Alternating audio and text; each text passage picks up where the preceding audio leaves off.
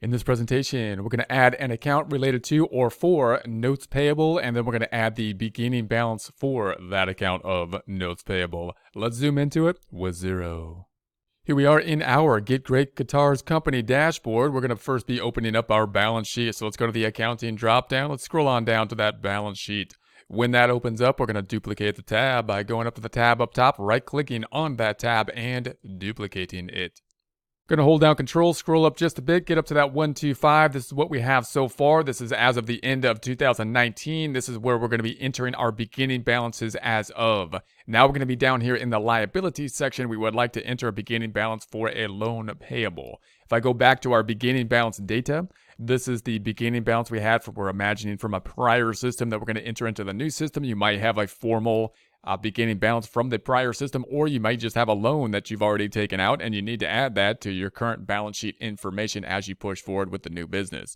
So if we scroll back down, we're going to say, all right, there's a loan on the books down here, and that was for, in this case, $22,000. So I want to put this loan on the books. I need to have it as a liability. We're going to put it in a long-term liability type of account. So I need to add the account. We need to add the loan related to it. The other side needs to be washing out in some way, as has been our strategy in the equity section.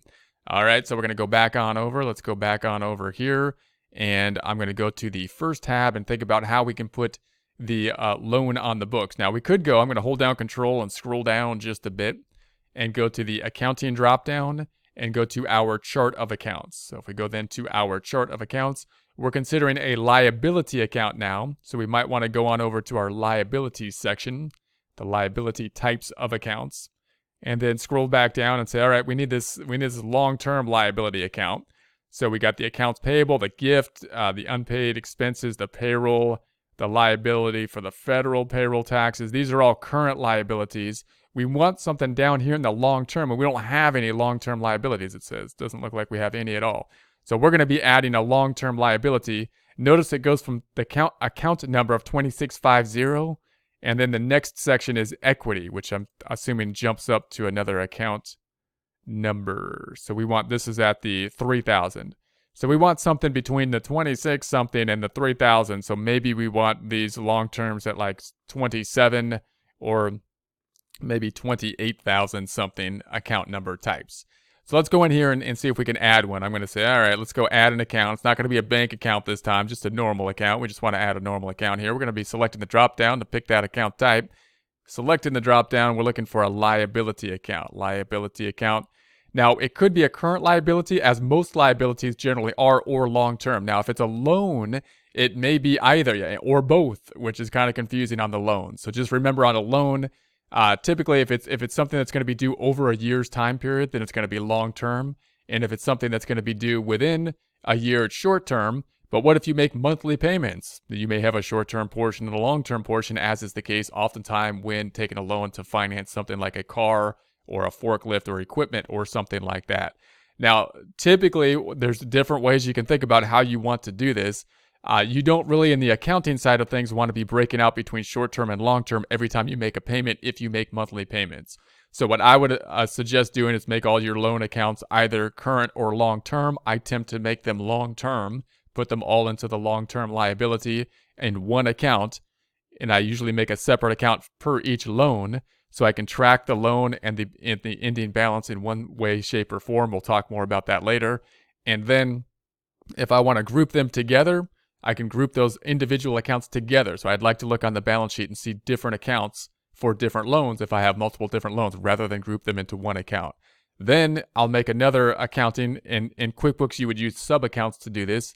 In Xero, what we would use is basically another report that would group all the loans together in one particular account, right? So then we can see all the loans grouped together rather than have different loans, so we can give that report to somebody else. And to break out the short-term and long-term portion, what we'll do is do period-end adjusting entries. That'll be a part of the adjusting process, where I would like to break out, if there's a short-term and long-term portion, I would like to break that out and then put it back into one loan account per loan after that has been done, so that we can do the bookkeeping process and separate the bookkeeping process, which will make it easier for us to track the loan balances in one account, or one account each loan, versus the reporting process where I got to break out between short-term and long-term periodically, month-end, year-end, and possibly group the loans together into just one short-term, one long-term account.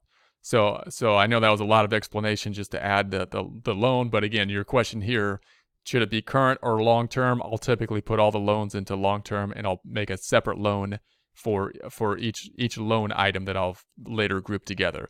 The account number, as we saw, is going to be down here, maybe like 28 something, because we want to have it something below the current liability. So all the long-term might be 28 something. Let's make it 2805 for the first one. I'll leave some room so we can put one before that if we need.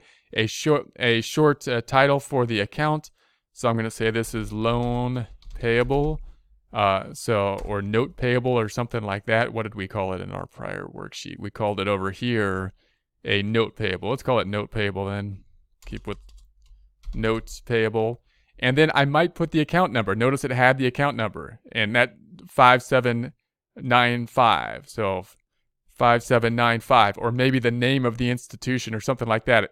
But we might have multiple loans with one institution. So you might want the actual loan number, because that'll help you to tie out to the amortization table possibly. Doesn't look pretty to have separate loans and loan numbers on your report, however, but I really want to look at two kind of reports. I want the one report, the balance sheet I look at to track my loan balances, and then I'll customize another report to group all loans together and not have the loan number for display purposes when I give this information to someone else for financial reporting purposes. So I would think about it in that format. I always want to bounce back to the balance sheet report so I can check my numbers for functionality purposes, so logistical internal use purposes, and then basically format my report using the custom format fields for reporting purposes or to give that information to others. Okay, so then we got the description, a description of how this account. I'm not going to put anything there. I'm not going to put anything for the taxes. So I'm going to go ahead and save that. And then if I scroll back down and we go all the way back down, there's our note payable. So now I need to put the balance in the note payable. I need to add a balance to it. So the checking account isn't affected here, so you really kind of have to use a journal entry to do this. I need to increase the note payable. On the other side, I'd like to be going to retained earnings. Now, just a note on journal entries before I dive in there. You can be restricted to use journal entries when you have these little locks, these little padlocks on the accounts. That's the system Xero saying, hey, there's some added information and we don't want you hitting these accounts because you're going to mess up some other schedule, such as this schedule. You're going to mess up, if you don't pick a customer, you're going to mess up our subledger by customer. So you may not be able to enter journal entries directly to these type of accounts. So just be aware of that. This one isn't one of those type of accounts. So we should be good to go. So let's go ahead and enter the journal entry. To do that, I'm going to go to the accounting drop down. We're going to go into our reports. I'm going to go down to the accounting section. So if I go into the accounting section, we want the general journal. So I'm going to go to the journal report. I'm going to go into the journal report, and that's where you have this button where it says you can have a manual journal. So I want a manual journals and add new journal. So I'm going to go ahead and add a new journal here. So here's going to be our information up top. So the narration, this may help us to populate when these checks are down here to the two accounts that are being affected. So within the description. So I'm going to put in opening balance, and I'm going to put the date as of the end of last year. So it's going to be December 31st, 2019. I'm going to default narration to the journal line. I want that show journal on the cash basis report. So that's fine. And then I'm going to go down here. Notice it populates the description for us from this narration up top, which is nice. So that'll mean it'll be on both lines. It'll be on the general ledger or transaction detail reports for both accounts that'll be affected. So then I'm going to say the account that's going to be affected is going to be the new note payable, the note payable account. So I'm just typing in note payable. That's the one we set up. Now this one's going to be a liability, so I put the liability on top because that's the one we started with. So I'm going to put the credit on top and the debit on the bottom. Hope that doesn't bother anybody too badly. And so I'm going to say that this is going to be $22,000 on the credit side, $22,000. And then the other side is going to go into retained earnings. So the description will be the same. Nice, it populates that description for us. I like that. And the other side is going to be going to retained earnings. So retained earnings. And it populates the other side for us at the 22,000, kind of does it for us because it's assuming there's only two accounts affected. That's it. So there's our credit and our debit and our credit.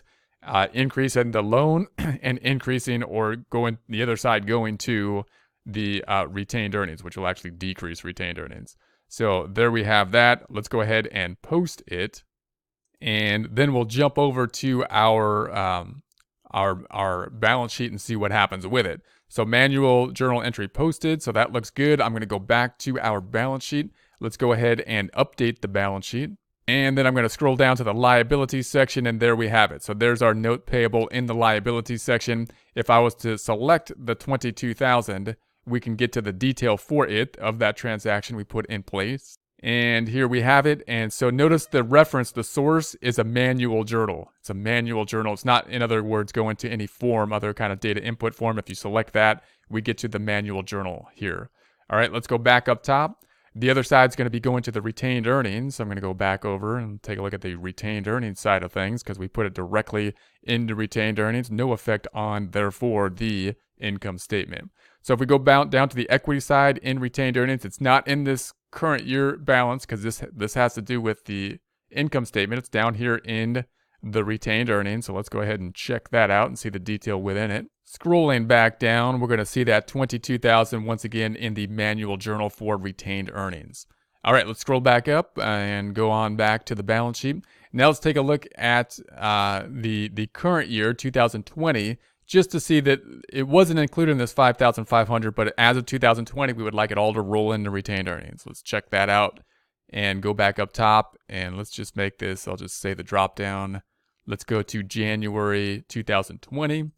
And if we do that, it should just simply roll into retained earnings being our bottom line number. Notice retained earnings keeps changing down here. We expect at the end of the day, this is our beginning balance numbers, for it to be this 85,396 once we're done with everything. Everything's kind of washing out to retained earnings in one way or another. If we go to the income statement, back to the prior tab, selecting the accounting drop down, going down to the income statement, then we should have nothing in the current year, that year being 2020, because we entered everything either in the prior year, which will roll into retained earnings, or we put it directly into retained earnings in the current year. So there's nothing in the income statement in the current year. That looks good.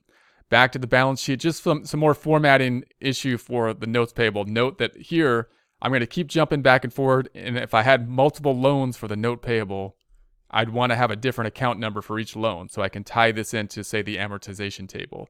Then you can use the formatting layout information down here to group the loans in a more formal report that you would give to somebody else, where you can group the loans together under kind of like a subcategory that we saw in the previous presentations, how to look. I won't go into it now, but you can group those and then put them together into one account so that you can eliminate, say, the account numbers while you do that grouping, as well as put multiple loans into one account. So you can use a balance sheet that's less grouped for logistical purposes with relation to the loan, giving you the loan number, one account, and that information, and then you can group them together if you're going to give them to somebody else. You can also do adjusting entries, and I would recommend having the adjusting entries at the end of the period, breaking out the short-term and long-term portion just periodically at the end of the month or year, and then put it back into one account so that you can easily track the loan balances per the amortization table for your, kind of just normal accounting process for logistical purposes.